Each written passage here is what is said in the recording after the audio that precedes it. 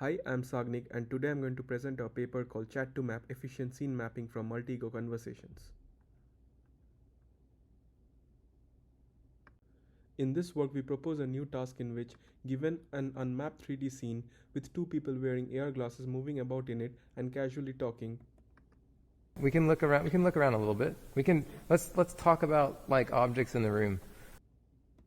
the goal is to efficiently predict the top-down occupancy map of the scene using the audiovisual streams from the conversation such that the visual capture cost doesn't cross a fixed budget, where the visual budget is a very small fraction of the total number of possible visual frames. To solve the task, we learn a model that combines a reinforcement learning policy to decide for each ego in real time whether to sample its current visual frame or not, given the audio and sample frames from the past steps, and a transformer-based model to predict the top-down occupancy map of the scene on the basis of the audio and sample frame sequences.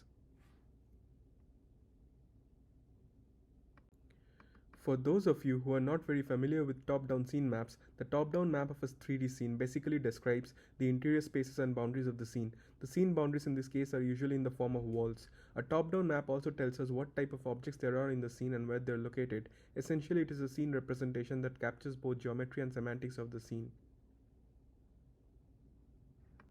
Having understood what a top-down scene map is, the question that comes to mind is what can we do with a top-down map?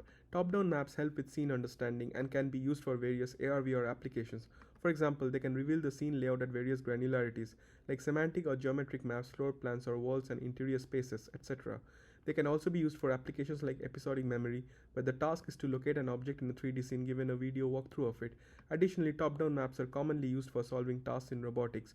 For example, top-down metric maps form an integral part of path planning in an embodied agent. Although top-down maps are useful, the existing methods from literature have their limitations. The vision-only methods are often able to predict the local geometry but fail to say much about the global geometry due to the absence of audio.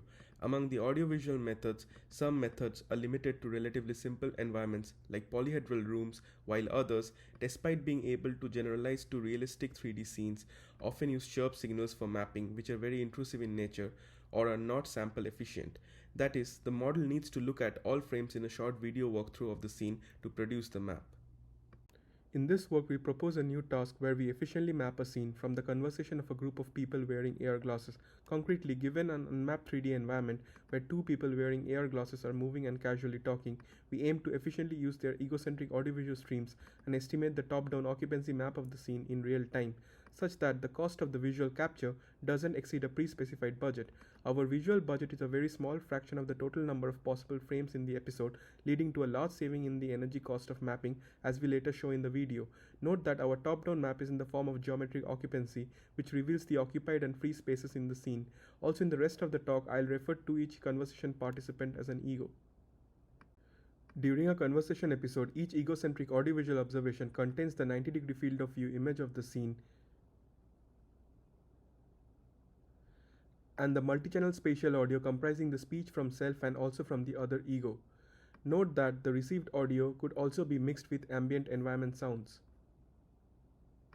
At each step, our model decides for each ego whether to sample the current visual frame or skip it on the basis of the continuous audio stream and sample frames from the past, so that it can predict the top-down occupancy map in a cost-effective manner. Note that our task requires making the sampling decision without looking at the current visual frame. That is, the sampling is purely on the basis of the audio stream and sampled frames from the past if there are any. To solve this task, we propose a model that consists of a visual frame sampling policy and an audiovisual top-down mapper.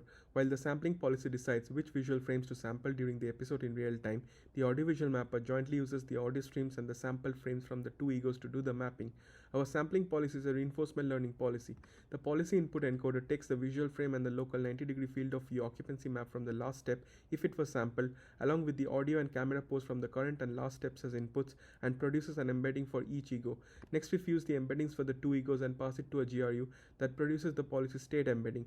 Finally, we feed the state embedding to an actor and a critic network. The actor network predicts the sampling action for each ego. Our sampling action can take the value of 1 or 0, where 1 implies sampling the current frame for an ego and 0 implies skipping it. We trained the policy using an off-the-shelf algorithm called PPO and with a novel policy reward. There are two parts to the reward. The first part, delta QT, conveys to the model the improvement in mapping accuracy by sampling the frame over not sampling it. The delta reward helps capture the nature of the task that we are trying to solve, that is, use visual frames only when absolutely necessary. The second part of the reward is a weighted penalty term, which punishes the model for sampling the frame for the same camera pose more than once and thereby wasting the visual budget on uninformative frames.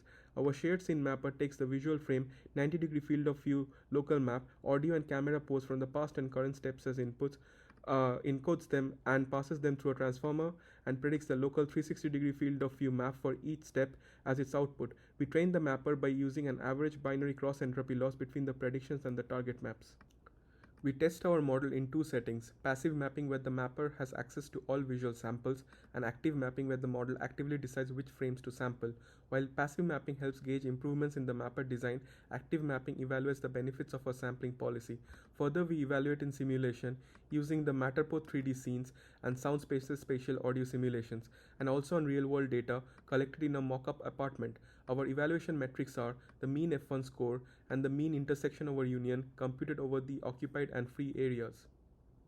Here we show our main results for passive and active mapping. Our model outperforms all baselines on both passive and active mapping with both simulated and real world data. Further, in active mapping, even though the heuristic models perform better initially, they flatten quickly and our model eventually improves over them significantly, showing the benefits of the learned policy. Compared to passive mapping, our active mapper saves as much as 74 watts with a budget of 2 frames, whereas the mapping performance declines only marginally. Here we will show the map predictions from our model in a simulated unseen environment. We first show the top-down map of the environment. Next we show the scene area for the sample conversation episode. Here we evaluate our model on the sample episode. First we show the unique views for each ego and play their self-speech. Property hidden away in his breast pockets. He did not go straight back to the Clarendon, but pierced his way across Smithfield. He is a friend of my father. Next we show the sampled and the skipped views in the episode. Finally we show the predicted scene map. Note how our model samples views that have little overlap among them and are informative about the scene geometry.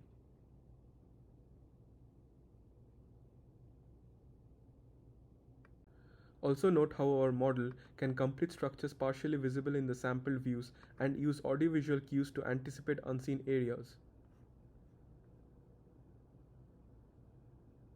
For more results, including qualitative real-world examples, see our project page. Thank you.